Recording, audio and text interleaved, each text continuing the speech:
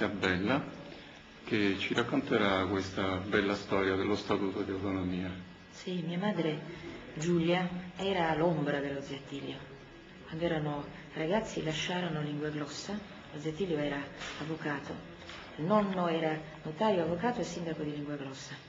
E lo zio Attilio lasciò lo studio e appese dietro la porta: lo studio è chiuso momentaneamente perché vado a combattere per il popolo siciliano.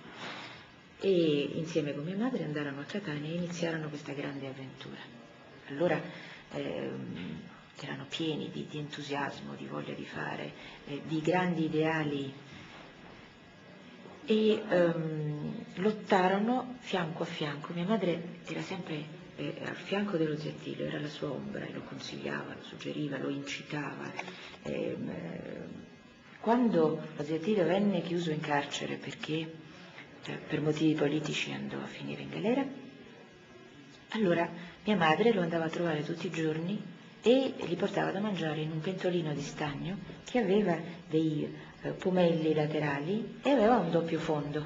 E nel doppio fondo lo zio Attilio, prendendo un mozzicone di articoli dello statuto, che poi vennero mandati a Guarino Amella perché venissero tradotti in forma legale.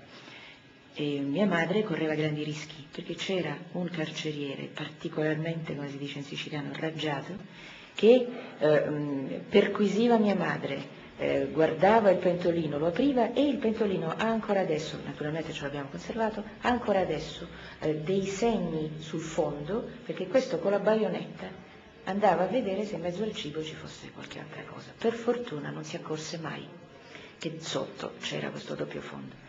Questo statuto che lo zio Attilio ha sempre detto che non è finito, non è mai stato utilizzato al meglio, ma lui ha sempre detto che è uno statuto addormentato. Un giorno di questi ci sarà qualcuno che deciderà di svegliarlo, di attuarlo come questo statuto, che è il migliore, come questo statuto merita. Grazie. Prego.